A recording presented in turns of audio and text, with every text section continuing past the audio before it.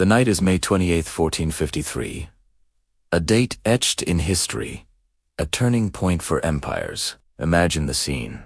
A sprawling camp outside the legendary walls of Constantinople. This isn't just any night. It's the eve of destiny. For 53 grueling days, the mighty Ottoman army has laid siege to this jewel of the Byzantine Empire, a city that has stood unconquered for over 1,000 years.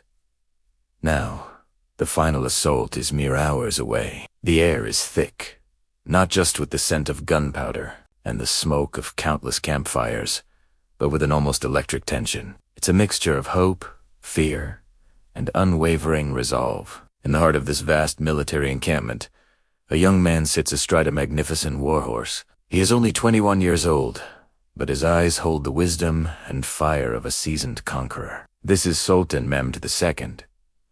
He's not just a sultan, he is an architect of history, a scholar, a warrior.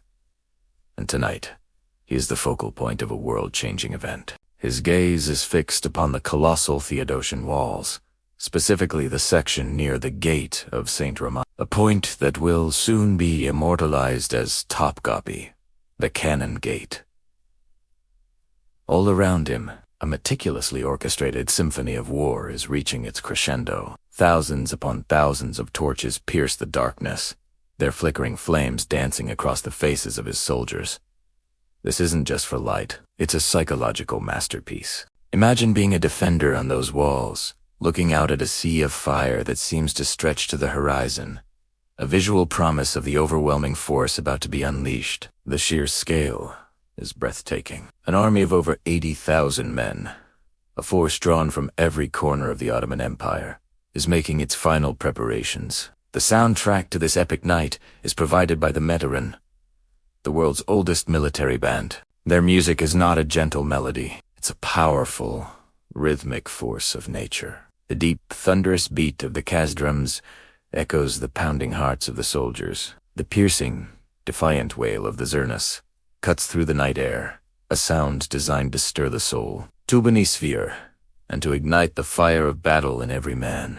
Dressed in their vibrant red uniforms, the Metheran are not just musicians, they are a vital part of the Ottoman war machine, boosting morale to its absolute peak. Surrounding the young Sultan are his most trusted advisors, figures of immense spiritual and intellectual weight. There is Akim Sidon, his spiritual guide, his mentor. His calm presence is a source of strength, his prayers a spiritual shield for the army. Beside him, Malagorani, another of Miame's revered tutors, offers words of wisdom. Their presence underscores a crucial point. This conquest is not just a military endeavor. For Mehmed and his men, it is a spiritual quest, the fulfillment of a prophecy, a sacred duty. You can see it in the actions of the soldiers. Dervishes move through the camp, their hands raised in prayer, their voices chanting verses that mix with the martial music. Soldiers kneel on prayer rugs, their foreheads touching the earth one last time before they face eternity. Now, let your eyes drift to the instruments of destruction that have defined this siege. The shadows cast by the torchlight are long and menacing, and none are more imposing than those of the Lahi cannons. These are the superweapons of the 15th century, massive bronze behemoths engineered by the master craftsmen. For weeks, they have relentlessly pounded the ancient stone walls, creating the breaches that the Janissaries will soon exploit. The ground is shaken with every deafening blast. Tonight, they are silent, but they're dark. Hulking forms are a constant reminder of the technological might that Mehmed brought to bear against the city. Cannoneers make their final checks, piling massive stone cannonballs nearby, ready for the final decisive bombardment. In the background, the elite of the Ottoman army, the Janissaries, are a flurry of disciplined activity. They are the tip of the spear. We see them checking their ladders, sharpening their scimitars, and listening intently to their officers who are delivering final, passionate instructions. These are men born and bred for war, loyal only to the Sultan. Their faces are grim, determined. They know that many of them will not see the dawn, but they also know that their sacrifice could win an empire. They are the key to scaling those formidable walls, the human wave that will follow the cannon fire. And what of the defenders? Look up at the walls themselves. Even from this distance, you can see movement. the last defenders of Byzantium. A small but valiant force of Genoese mercenaries and Byzantine soldiers, led by the brave Giovanni Giustiniani, are preparing for the inevitable.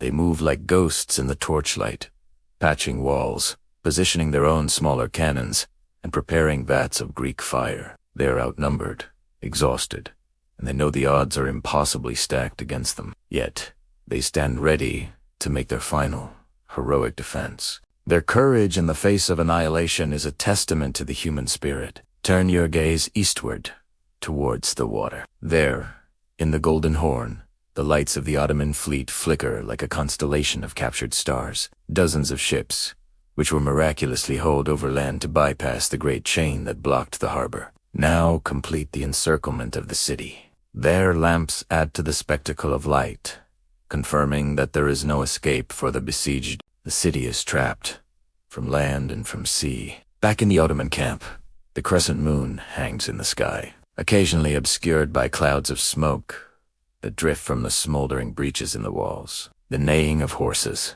the clank of armor, the murmur of thousands of voices in prayer and preparation, it all blends into a single, overwhelming hum of anticipation. Every element is in place. The strategy has been laid out, the troops are positioned, and their spirits have been raised to a fever pitch. Now, the moment is arriving. Sultan Mehmed II, the embodiment of this immense force, slowly draws his shimmering scimitar. The torchlight catches the polished steel. His arm begins to rise. This single gesture will unleash the storm. It is the final command, the signal that will set in motion the fall of a city and the birth of an empire. The drums of the Mediterranean reach a frantic, heart-stopping crescendo. The soldiers roar, a sound like a tidal wave crashing against the shore. The night of preparation is over. The morning of conquest is about to begin. History holds its breath. This was the scene on the eve of one of the most pivotal events in world history. The fall of Constantinople would end the Middle Ages and usher in a new era. What you just witnessed is the culmination of immense planning, innovative technology, and unshakable will, all centered on one 21-year-old leader. Thanks for joining us on this journey back in time. If you found this moment as captivating as we do, be sure to like, subscribe, and hit the notification bell for more deep dives into the greatest moments in history. See you next time.